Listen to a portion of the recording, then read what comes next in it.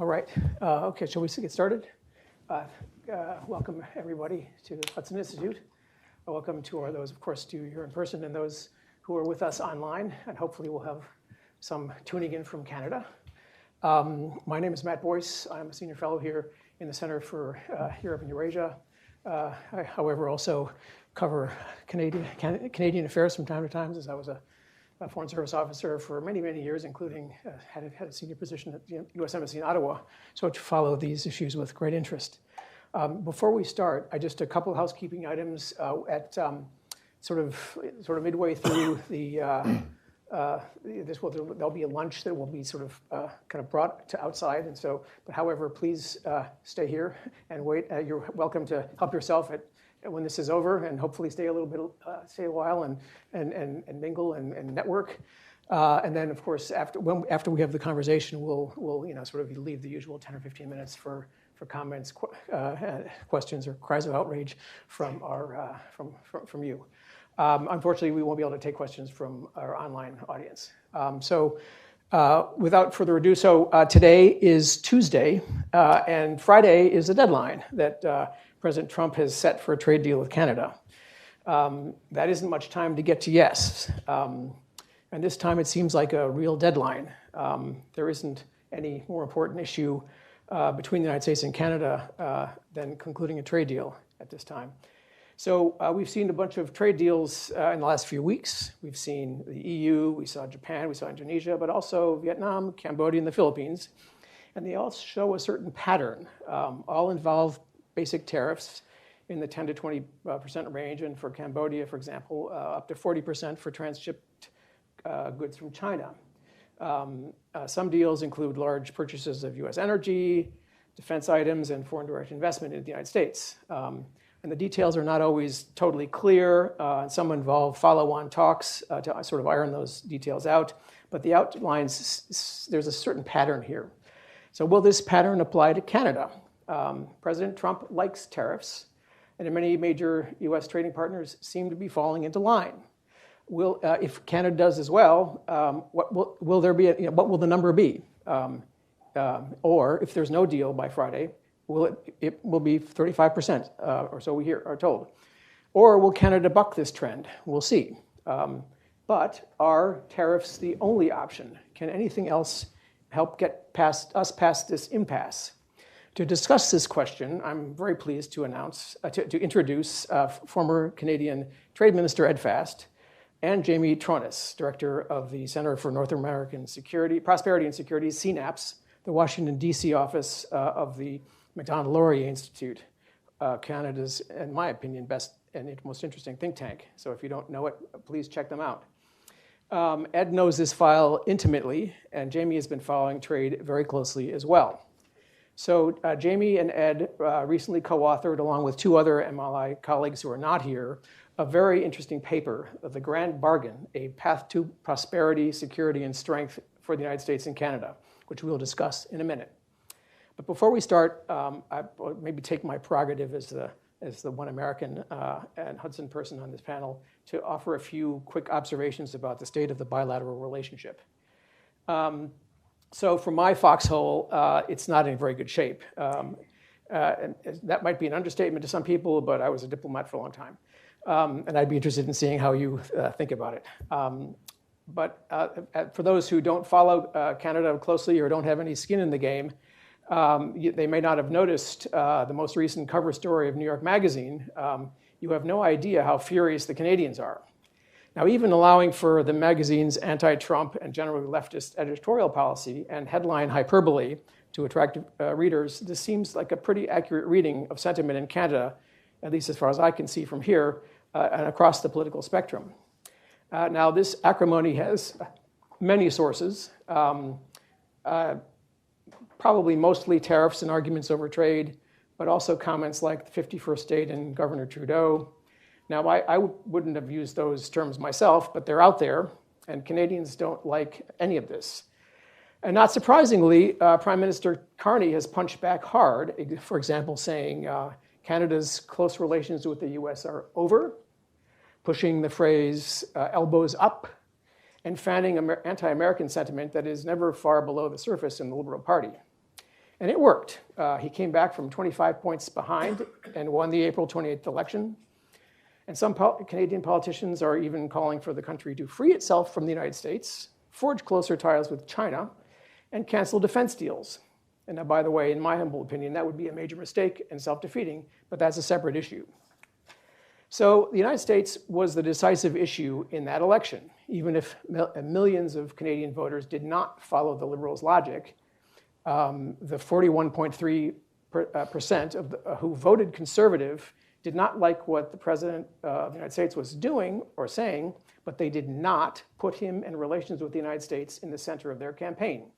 They saw the election not as a referendum on Trump, the way that the Liberals did, but on Trudeau, the last 10 years of Liberal rule and the future of Canada. And now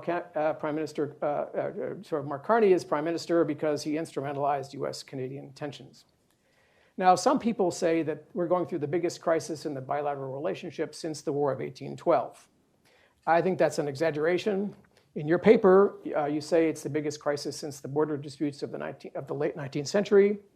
That may be correct, but then there were also other periods of discord. The Smoot-Hawley tariffs in 1930, which cut Canadian exports in half and made the Depression much worse for Canada. John F. Kennedy and Prime Minister Diefenbaker hated each other. The 1971 Nixon shock had a very negative effect on the Canadian economy.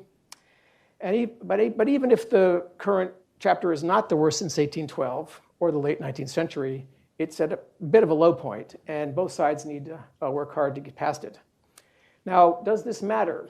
Yes and no. Americans generally like to be liked. The US government can only ignore public opinion and foreign governments' views so far, to a certain point, especially those of close allies. But the United States also has real interests. And how Canada handles many issues, not only tariffs on many US goods, but also the other issues that you raise, matter a lot. Now, we're not going to decide today who is right and who is wrong on all these issues, but try to identify win-win ways out of the impasse and make North America great again. The interests on both sides of the border are so vast that this will be resolved. There will be a deal. There are signs that the sides are moving closer to each other. Prime Minister Carney had a successful visit to the White House on May 6th, and since then he's endorsed NATO 5%. He's lifted the digital services tax, and Defense Minister McGuinty reversed Canada's policy on ballistic missile defense and removed all restrictions dating back to 2005, which is long a sore point in the US defense community. The Liberal government is finally beginning to address longstanding US government concerns. And it seems like President Trump has gotten the Liberals' attention.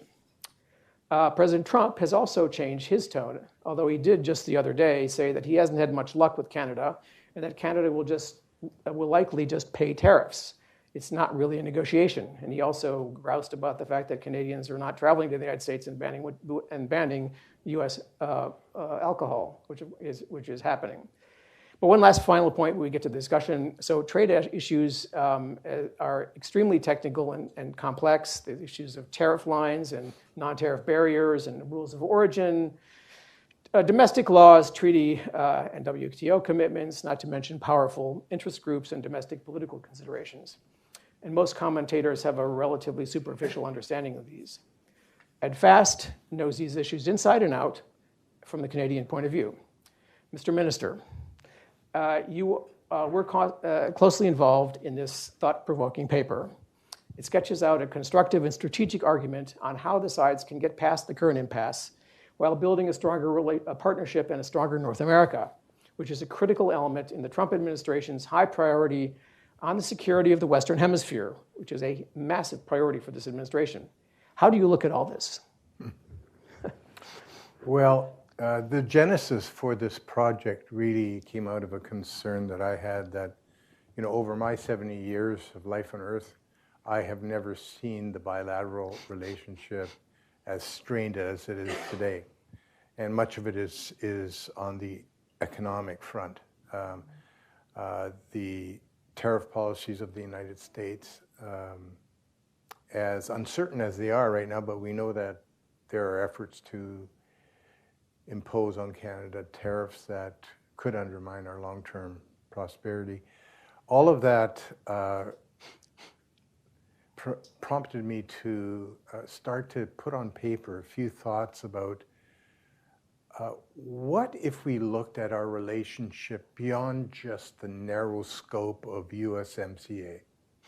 Because the USMCA, its genesis was actually the Canada-US Free Trade Agreement, and then NAFTA, that morphed into the current iteration of this agreement. But throughout that process, that has been a relatively narrow agreement that has stabilized our economic relationship. There's much more to our relationship than just trade. And I thought, think of all the irritants we have outstanding between Canada and the United States. There are many. There's a host of irritants, everything from supply management to defense spending, to border security, the digital services tax. All these issues that technically fall outside of a free trade negotiation. What if we thought of our relationship in a much broader way and talked about, say, a grand bargain, where we take all of these disparate issues and bring them into one large agreement where for the long term we can establish what our continental security relationship will be. How do we secure food and potash, energy security, and just broaden out the discussion to ensure that our two countries, which are bound so much by geography and by values and by a common history and our common engagement in the world in different wars, surely we can do better than what we have right now. And by the way, that's not a criticism of the president. It's a criticism of how we have almost taken our bilateral relationship for granted. Well, let's make sure we don't take it for granted. Let's incorporate this broad waterfront of issues into one large agreement where we resolve them once and for all, and then move forward with driving prosperity and security between our two countries. And, eventually, of course, Mexico's going to have to be part of that discussion. Maybe that's one of the questions someone will ask. Well, what about Mexico here? And we can get into that later, perhaps. Mm-hmm. Good. Jamie, you were one of the primary authors. Could you summarize it briefly, perhaps? Absolutely. So that not everyone has to read it, because it's a bit long. It was going to be longer, but as I'm sure all of you can appreciate, things change so fast on the Canada-U.S. relationship in the past month.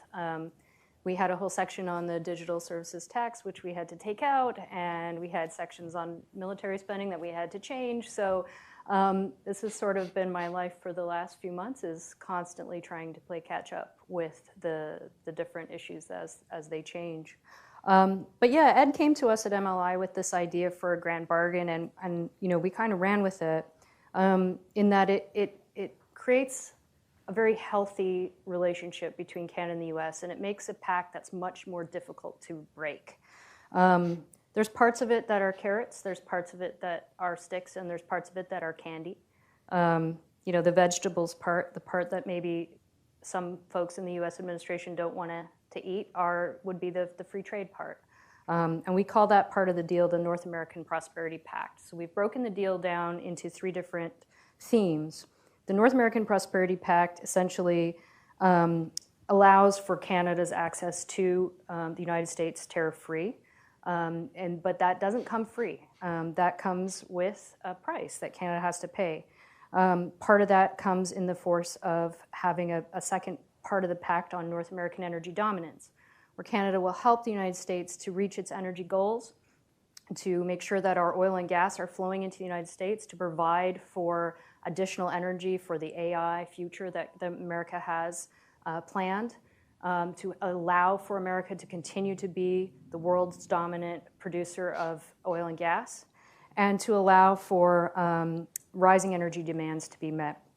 We also have the other kind of stick, if you will, in that This is maybe something that Canada has been a laggard on, and we admit that freely, but that is the part of the pact that we call the Fortress AMCAN, which is a comprehensive security and defense cooperation portion of the agreement. Fortress AMCAN would see us revitalize NORAD and put that more in the center of what we're trying to accomplish for North American security. It would also, however, see Canada be forced to meet its percentage commitments to NATO and its percentage commitments to spending and other NORAD things that we could hash out as part of the trade deal in terms of purchasing and procuring and securing the North American defense industrial base. But it also speaks to something that Trump really wants, and that is a crackdown on transnational crime from Canada and more efforts against things like fentanyl trafficking and freewheeling communications for transnational crime to be based in Canada. So taking those three things together, the North American energy dominance part of the pact, the Fortress AMCAN, which really aligns the countries on defense and security cooperation as well as policing to secure the continent, including the Arctic, and combining that with access to the US for free trade as part of the Prosperity Pact. It also sees a deepening integration of Canada and US relations. It acts as a reset, but also acts as a counteractant for one president or one prime minister to no longer have the power to break an entire agreement because the incentives are so strong to remain in it. You can say you want to do tariffs, but that means Canada no longer has to comply by its side of the agreement on defense, which America desperately would like it to do and has made that very clear. It would mean that the agricultural, agri-strong and food secure portions of the agreement would be broken. That would guarantee American access into Canadian markets. And so for either side, the stakes of trying to renegotiate or redo the agreement in such a unilateral way would have such strong consequences that it makes it more difficult for Canada and US to break apart. What this also does is deter China. It makes it so that China understands that Canada is now securely within the sphere of the United States. Canada is a middle power. It has to kind of act by following a larger power. That's just the way of the world and the way that Canada is. We are geographically linked with the United States. We may not like that fact sometimes when it's elbows up and we want to get our elbows to our neighbor, but unfortunately that's the way of the world. And we cannot escape our geography. We are united no matter what. And so therefore we should be united through a large agreement that guarantees stability for investors, stability for infrastructure, guarantees investment on both sides of the border from both governments to ensure that the continent remains secure, prosperous, and strong. Yeah, so one of the things that the advantages that the United States has over, say, for example, the EU is that the president actually can bring some of the other issues that are non-trade issues into discussions with negotiations with other partners, whereas the EU, for example, it's much more limited in that they can only do trade. They can't bring in the defense piece or the border piece, et cetera. But so this paper contains some very interesting ideas. I particularly appreciate that you raised important, longstanding, unresolved issues like defense and the border, which I grappled with at the U.S. Embassy in Ottawa. But President Trump has made it very clear on Truth Social what he wants, in his usual sort of all caps. I will only lower tariffs if a country agrees to open its market. If not, much higher tariffs. And I will always open up tariff points if I can get major countries to open their markets. Without tariffs, it is impossible to get countries to open up.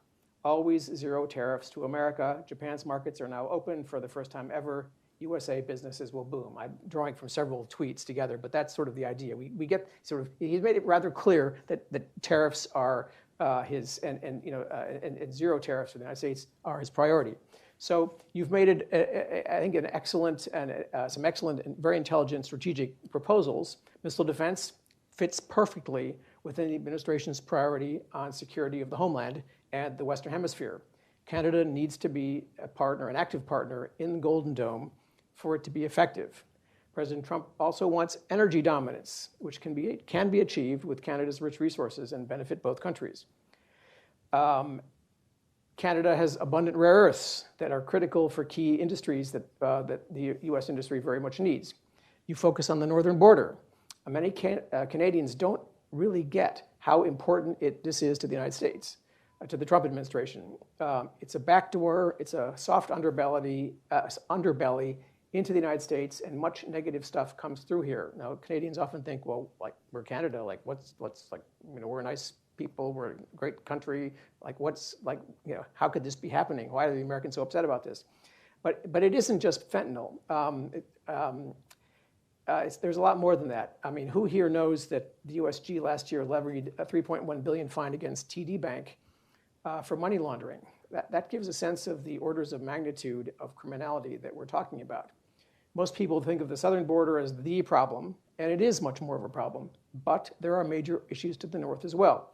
You understand this, and you make a strong case, and I think the Trump team should like that idea. There are, however, other issues that you did not really go into deeply at all. Communist China's use of Canada as a platform to gain and project influence into the United States.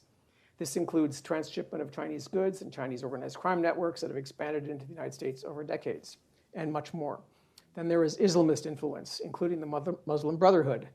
Who here saw the New York Post story on Sunday? It covered the Muslim Brotherhood's long-term strategy dating back to 1991, an 18-page paper, to conquer North America through what it calls civilizational jihadist processes aimed at sabotaging and eliminating and destroying Western civilization from within.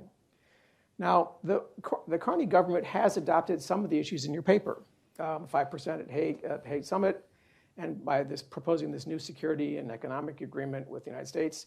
But how can your otherwise very positive ideas and your strategy be transformed into reality when the name of the game these days is tariffs?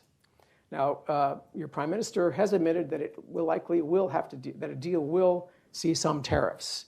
Do you see him addressing the Communist Party of China, for example, and Islamist concerns, or any of the other issues, given that these are major constituencies that support the Liberal Party?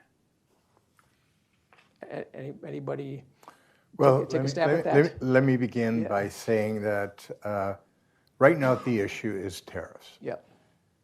And eventually the tariffs will start to bite.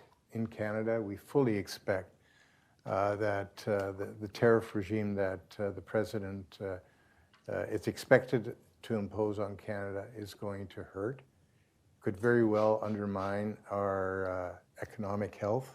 We could slip into recession very quickly. I expect that tariffs will also bite on the American side. It takes time for this to play out, but as tariffs lose their luster as a tool for economic diplomacy, I suspect that the discussion will broaden out to, okay, what is it that we really want in our bilateral relationship? The U.S. is going to have to ask, well, what do we want? Simply concessions on tariffs? That will, as you mentioned, Smoot-Hawley, a perfect example of where tarification of a trusted trading partner ended up hurting both parties. And it takes some time to actually take root, but we will feel the pain on both sides of our border. And once that happens, I suspect there will be a growing appetite to take our relationship beyond that and not see it as simply about tariffs, but see it as about two trusted partners that actually have, in many ways, complementary things to offer each other. And so my hope is that we'll start to have a discussion about a larger partnership agreement, which we're calling a grand bargain, and that it will bring in to that discussion the disparate challenges we have and the opportunities we have. Canada has a lot to offer. It's not only on energy, food security. We should be talking about potash. 80% of the potash that goes into the United States comes from Canada. Is there a way of ensuring there's a long-term assurance of supply to the ag industry in the States? Of course there is. And I think once we start looking at those opportunities, we'll say, you know what? There are so many things that we could actually incorporate into a broader agreement that will establish us or set our course for many, many years to come. Perhaps 50 years, perhaps 100. But it'll prove that our relationship is still strong, it's vital, and it's necessary for both parties to continue to feed into that and nurture that relationship. And I would add on the China part, Chinese influence operations and disinformation campaigns, they're making strategic use of this crisis in Canadian and U.S. relations right now. Just recently, there was an op-ed in Canada's largest national newspaper entitled, "Let's Free Ourselves from the U.S. and Forge Closer Ties with China." As my colleague Balkan Devlin said, it sounded better in the original Mandarin. It is quite astounding, and China has been pushing leverage on Canada as well to move closer away from the United States and closer to China. We have huge counter tariffs on Canadian farmers, and they are facing counter tariffs on certain aspects that we were asked to impose on China because of requirements from the United States. And we've done that as an ally. We've done what was asked of us as a country. And then we are also paying the price for it. And so Canada wants to know, we need to know for sure that when we ask America and America asks us for something, that can be reciprocated with an understanding that we're doing it as part of a larger agreement for the good of the continent and for the good of the relationship, and because it's the right thing to do to stand up to the PRC and to say that you need to back off from our continent. And a deal like this can really act as a deterrent to those efforts. Canada, I mean, for those of you who are Canada watchers here, has been, just before the election, there was almost 2 years of hearings on the Foreign Interference Commission that looked into Chinese foreign interference, not just Chinese foreign interference, but from other countries as well, into how they are actively manipulating and infiltrating the government of Canada, not just as people on the ground trying to have influence, but as actual potentially elected officials. At different levels of government, and this is something that Canadians are now aware of, and they're very concerned about. It was a concern in the last election as well. It wasn't a top of the front concern, but it was a concern. And so people are really paying attention to what foreign countries are doing in Canada, and I think the United States should be paying even closer attention to that, and should use this moment as a way to start thinking about strategic deterrence in their own backyard, in the Arctic backyard particularly. Our think tank's been doing a lot of work on Chinese influence in the Arctic and Chinese money laundering in the Arctic as well.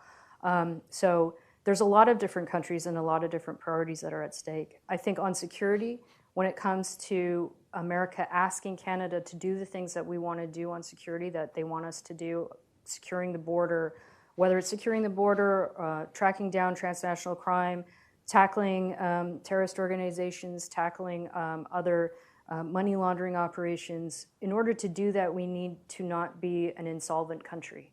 And tariffs are going to make it very hard for Canada to have enough investment and enough capital as a government to hire the people that we need to do those things. Quite simply put, I always say you can have tariffs or you can have Arctic security, but you may not be able to have both, because Canada won't be able to afford it if you tariff us and our economy goes into a deep recession. One of our economists, Trevor Toome, has done an analysis that a 10% tariff across the board would throw Canada into a recession. And if the United States follows into a recession, then it's going to be extremely hard for Canadians to pull themselves out of that. And so we want to be able to do, I would say Canada wants to be able to do the right thing on all of this, but to do that, we need something that's going to help us raise the capital, raise the prosperity, create an environment of investment and security that this type of agreement would guarantee.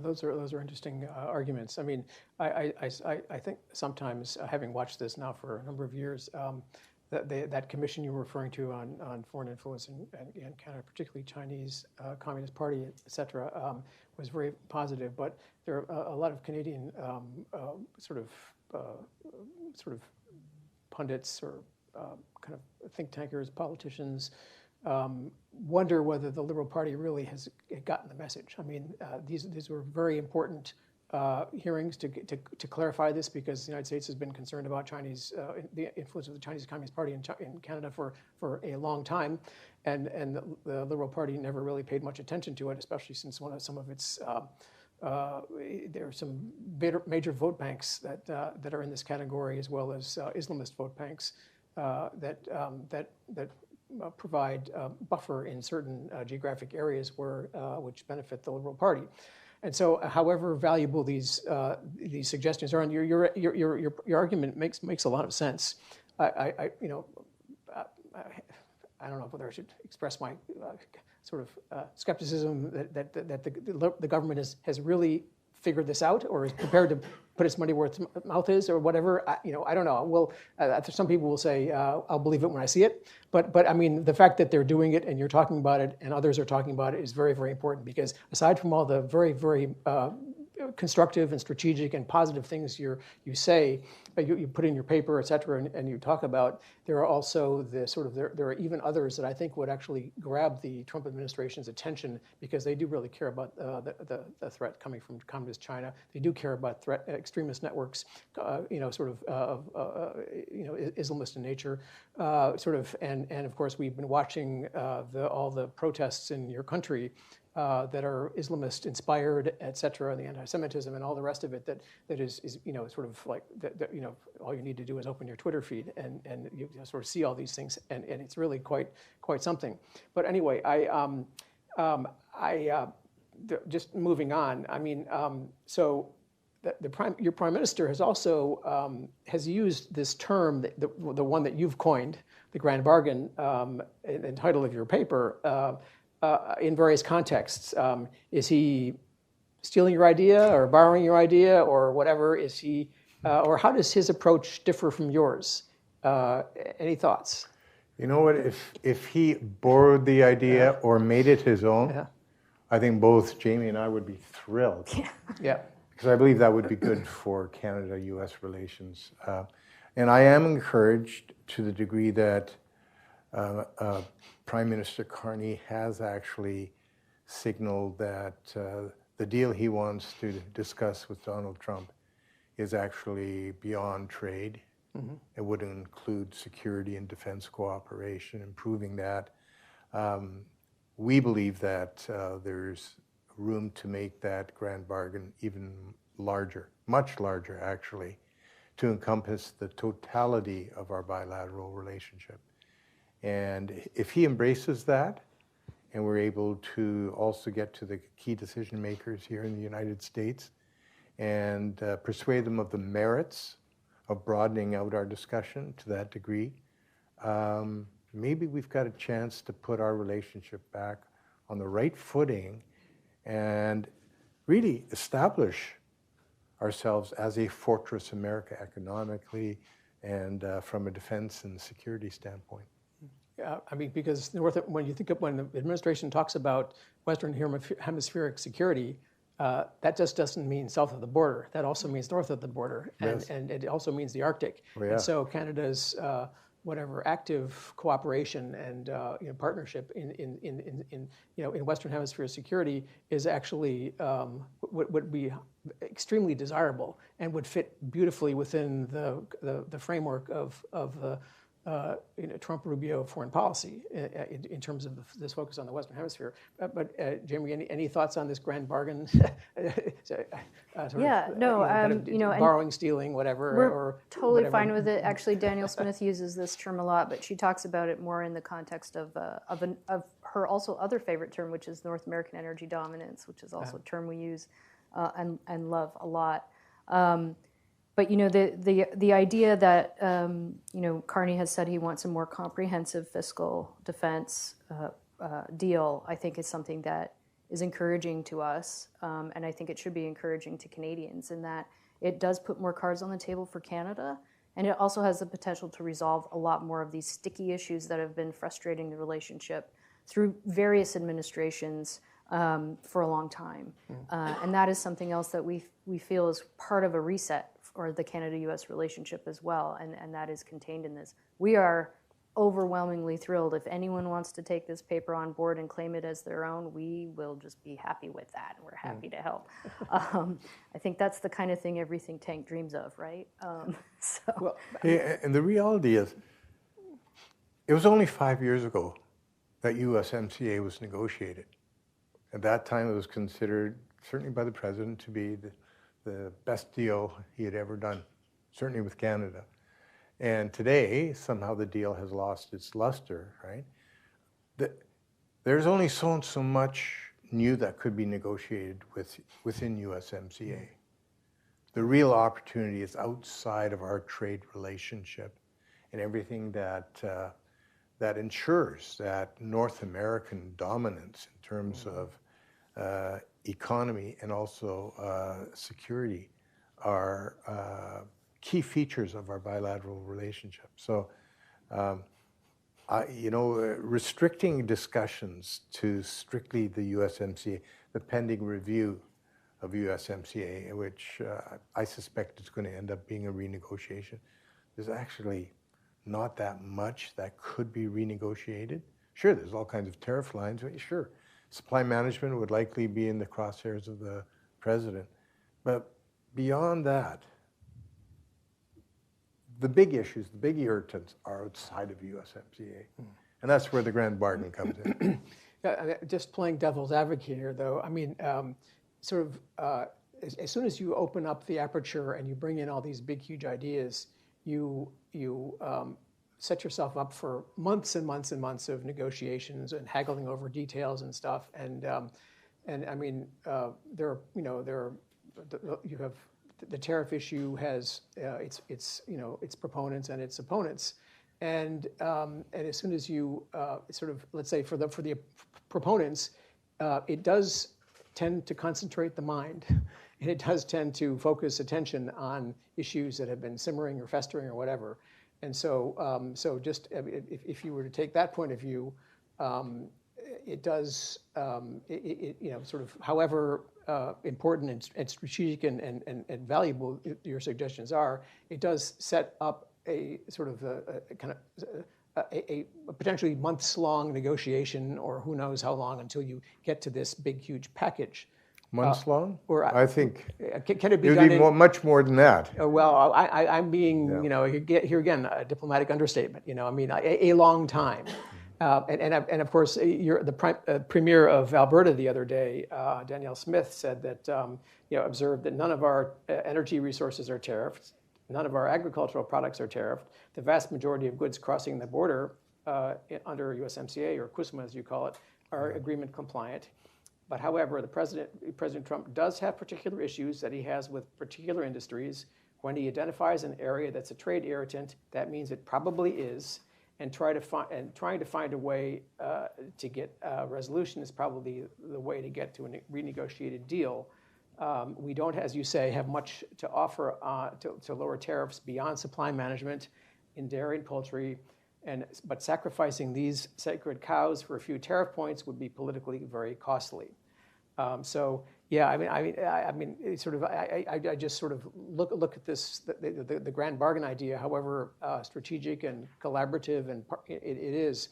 I just kind of wonder about, there are some like impending deadlines right now, and those deadlines seem to be pretty hard now, and so I wonder whether we're going to be in a situation where we're, as your prime minister has acknowledged, there will be some sort of tariff agreement, or it'll either be whatever is in the order of the Japans or the EU's, or it'll be in the order of the 35%.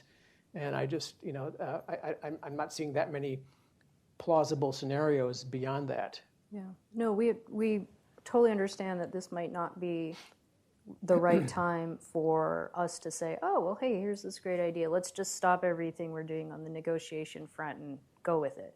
We get that. Timing is everything, but we do think that no matter what, for the next 3.5 years, whatever happens on August 1st, we're probably going to keep rehashing and renegotiating and talking about tariffs and what the rate is, and because the president at the moment has the power to do that. And so eventually, Canada and the US at some point are going to reach a breaking point in the relationship, even further than they have now if this keeps continuing. This will be there when that time comes, and we need to reset the relationship, because it's going to take something, at least on the Canadian side, quite major to reset that relationship and to gain trust back again in the United States, especially for investors who want to look at building infrastructure across the border to keep the goods flowing. And that's something that we actually also address in here too on the tariffs that I feel like I should mention, which is that the trade deficit that Canada has with the United States, we outline in there quite significantly, is different than every other trade deficit that the United States has. What we trade with the United States is primarily primary or secondary inputs into industry, which means that 66% of the stuff that America buys from us, America is buying it from Canada for the purpose of turning it into another product that they're going to profit from. A value-added product. So we're not selling you already made shoes or already made backpacks or already made back-to-school supplies. We're selling you the wood or the metal or the minerals or even the electricity or the energy that you need to make those products. And that is the difference between Canada and what Canada is selling you and other countries. And that means that 66% of our inputs are required for American jobs in manufacturing. That's a huge number. That's about 9% of American trade overall. That we are, and Canada is responsible for that. So by tariffing that or by threatening to tariff that, you are actually threatening American jobs. And that is a problem for Canada because that does threaten Canadian jobs. We need those Americans to keep making things with our products so that we can keep making those products to sell to Americans and the job cycle continues. But if that starts to fall apart, it will hurt Canada and it will definitely hurt America. And so we want to make sure that that is kept into consideration. So if the Prime Minister needs that as a talking point, he's welcome to steal it. But if the President also needs to justify why a deal with Canada would be different than every other country, this is why. It's not just that too, though. It's also that we have a comprehensive geographical trade relationship. We have a defense treaties. We need to secure our continent. We need to deter China right on America's doorstep. There's all these other reasons. But American jobs are at the heart of this. And that is something that I think is in both of our countries' best interest to protect. Yeah, and in addition to the supply management issues that the Premier of Alberta was mentioning, as well as people have been talking about forever and ever, the softwood lumbers, et cetera. There's also I've also seen papers with all sorts of other issues that are less well known because those are the most usually cited, softwood lumber supply management, et cetera. But there are others as well. So this is where this whole discussion gets unbelievably technical and you've got to be like an unbelievably well-informed trade lawyer or trade specialist to sort of sort all this stuff out. But in any case, Mr. Minister, you also mentioned that USMCA CUSMA is up for renegotiation, and the question is, I thought I heard you say that you think it's going to be opened pretty broadly as opposed to just maybe tweaked. Some of the kind of, because one of the things that happened with NAFTA over the time is that there were certain kind of pathologies in the trading relationship that festered over time. It wasn't quite as it existed for such a long time that these various anomalies started to grow, et cetera, which then the previous Trump one sort of wanted to renegotiate because it had gotten sort of it had been in existence for such a long time, and to sort of fix some of these things that had kind of grown over the anomalies, et cetera, the pathologies or whatever you want to call it, the disadvantages to the United States, for example. But I mean, in this case, it's only been 5 years. So would you? So what do you think might happen next year when it's renegotiated? Well, I didn't suggest that the USMCA renegotiation be broadened out. Yeah, no, I know. In fact, I know you didn't. I think you probably don't want that. No, I don't want that. In fact, I'd love to see it left as is.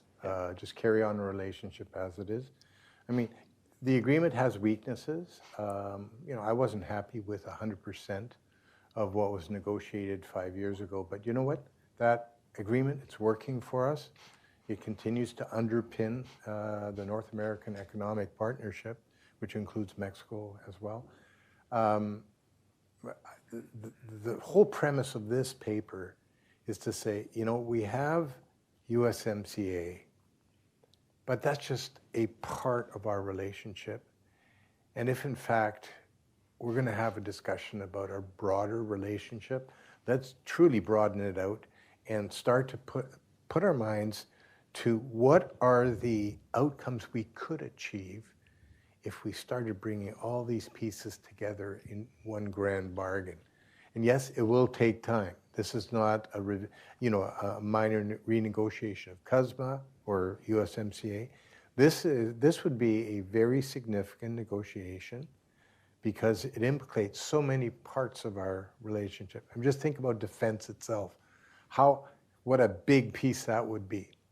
But even if you were able to formulate some broad strokes that would govern future discussions about North American or continental security, would be a huge step forward if you would incorporate that into a grand bargain. So I think there's a real opportunity for us to do something remarkable that will be looked upon by historians as having been a bold step forward, the way the original Canada-US Free Trade Agreement was, and then after that, NAFTA. A lot of people still look back and say, that was world leading in every sense of the world. And we can again be world leading in our bilateral relationship. Some people would say that those were unbelievably important agreements, but I've also heard some people say that they actually sort of were a bit more favorable to Canada than they were to the United States. But that becomes a case that so you don't want to relitigate history or those or whatever, and so. And they get so complicated that we don't need to go there. But it seems to me these are so important that the fact that you've raised them and are talking about them seriously and hopefully making this also into an issue in your country, so that your government also pays attention to the northern border and the China, the platform that Canada does provide to malign actors that are looking at the North American continent, and that would go over. I mean, to pay attention to that would be a big deal. In addition to the things that you're already doing, or that your government is already doing, the defense stuff, and hopefully this energy dominance is a phrase come right out of the Trump administration. So I mean, to open up, to unleash the potential that offers would be I can't imagine how the Trump administration would not consider that positive. And so all these sorts of things that you've made issues of are very valuable. The question is just whether we have enough time until Friday to conclude them. I wasn't suggesting this would be done by Friday. I know. But by the way, I just want to add, there is a narrative developing in Canada, and Jamie's already touched on it, that the U.S. administration, slowly but surely, is chasing Canada into the arms of China. Yep. I don't share that narrative. I believe we as Canadians were strong enough, independent enough, sovereign enough to recognize the threat of that. But it is a narrative that is starting to take root, and I lament that. That should not be the case. It should be very clear in Canada that our number one partner has to be the United States, will always be the United States. Mm-hmm. And that should be our core narrative as a country when it comes to bilateral relations. But just to put that on the map, there is a narrative developing that is troubling, to say the least. Well, I've heard that narrative before. I think it would be profoundly mistaken, and I hope the good people of Canada, including your leadership, understands what kind of a regime the Communist Party of China and what kind of a policy they are pursuing globally, et cetera, and that you would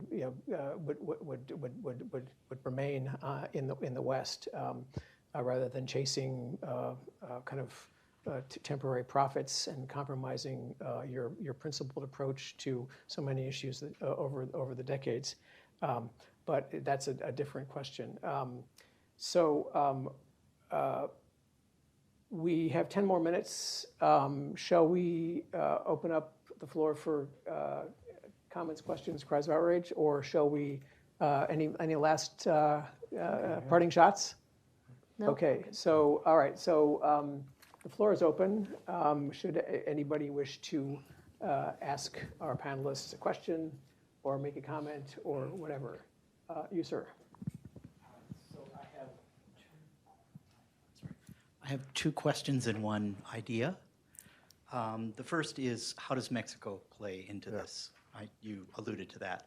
The second is, what do you think about the argument that the more concessions that Canada makes now in the context of a tariff-related trade deal, the less leverage it will have when the USMCA is renegotiated? And the idea is, I totally understand what you're saying, that the USMCA is very narrow, and what you're proposing is, you know, a vision for a very different outcome, a very different framework. It would be great if you were somehow able to, I don't know, I envision a chart or something, some grand graphic where you would show the elements of the USMCA that could be used to maybe get you in the direction that you want to go with the grand bargain, and then what's completely outside of the scope of the USMCA, just as a kind of a roadmap, and that might be, you know, certainly for someone like me that doesn't know the USMCA very well, would be great to kind of see where the gaps are and what we can expect the USMCA to be useful for. Yeah. Thank you. Great I'm sorry, could everybody please identify themselves? Oh, I'm sorry, Scott Seaman with Mitsui. Okay. Maybe I'll take the Mexico question. You take the second one. On Mexico, do not misconstrue our paper as being a vote of non-confidence in Mexico. That was certainly not the intention.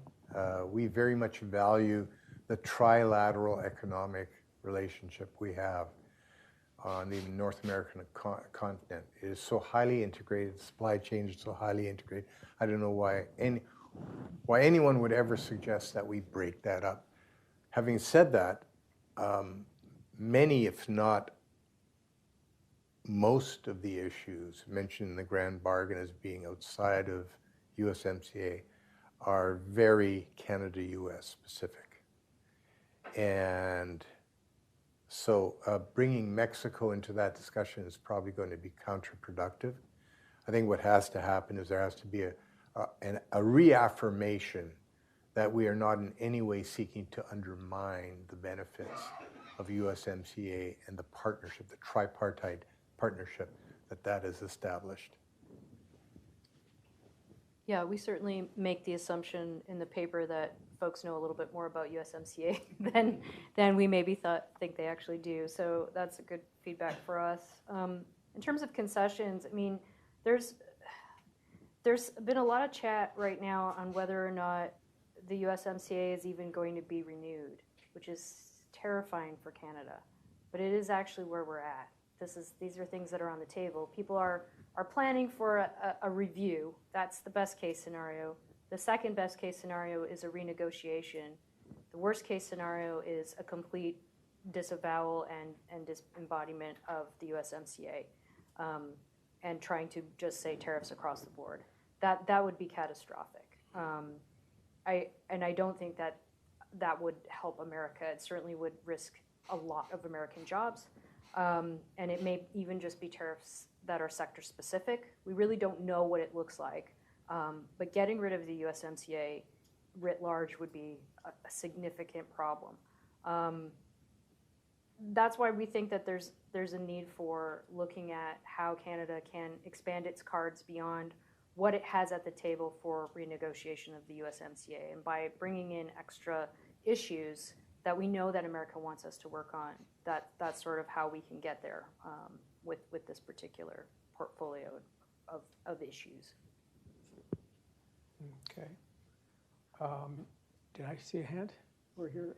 There's one back there. Thank you. Identify yourself. Hi, so I'm a Bay. I used to work on policy in the previous Canadian election. That was in April. And this is a bit of a question for Mr. Fast. First off, I wanted to say that you actually used to be my MP a little while ago.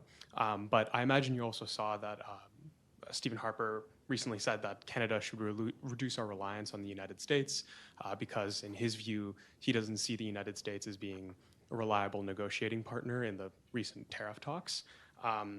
And from what I've heard thus far in this talk, I presume that you want Canada to be more integrated with the U.S., and maybe that implies a little bit more of a reliance on the United States. And I was wondering if, assuming this grand bargain is sort of enacted, whether Canada should also take steps to reduce our reliance on the United States, such as how the Carney government is proposing Atlantic LNG ports and also expanding access to ports in Coquitlam and other areas like that, essentially reducing reliance on the United States. That was a very interesting question, because I was going to ask that too, about noticing what former Prime Minister Harper said the other day in Saskatchewan at that sort of the diversification, not only towards China, but also away from the United States, which is, of course, a theme that we hear from the Carney government. Yeah. Well, as someone who's part of the Harper government during the 10 years that we negotiated trade agreements with, I believe it was 46 different countries around the world. I believe Mr. Harper's comments were directed at trade specifically. Diversifying our trade relationships around the world is a good thing. We should be doing that. That was the whole premise. In fact, it was the linchpin of Harper's economic policy. We need to open Canada up to the world and see the opportunities that are out there to trade, to invest. I'd be very surprised if in any way he intended to signal an abandonment of our primary relationship with the United States. I would be really surprised. In fact, I don't believe that's what he intended to say, but you may want to ask him that yourself. But the grand bargain we've proposed, it doesn't necessarily mean we are more highly integrated with the United States. It means that our relationship is much better clarified going forward. And there's an acknowledgement that because of our geographical proximity and our common value systems and our shared history, that we have something to offer the world that very few other partners do around the world. And so if you were going to ask me the same question, I would say, listen, the United States will always be our #1 trade partner, and we should never take our eye off that ball. But as we're continuing to strengthen that relationship and improve it, yes, we should be diversifying our opportunities around the world. I'm glad to hear that Canada is continuing to try to finalize a trade agreement with ASEAN, the Southeast Asian group of nations. A great idea. With Indonesia as well. I think the Philippines should be part of that. Just giving us more opportunities to do business around the world on a tariff-free or a tariff-reduced basis, and also eliminating all those barriers behind the borders, the SPS, the sanitary and phytosanitary issues, the non-tariff issues that really tend to frustrate people trying to do business around the world. And we have maybe time for one more. Should there be another question or comment or otherwise? I'm seeing no hands. So if that's going once, going twice, or 3 times. All right, okay, good. So let's just give our visitors from Canada, friends from Canada, a warm round of applause. And good. And thank you all for coming. And please feel free to join us for lunch and stay for a while, network, chat with our guests, whatever. Thank you again for coming. All right. Bye-bye. Yeah.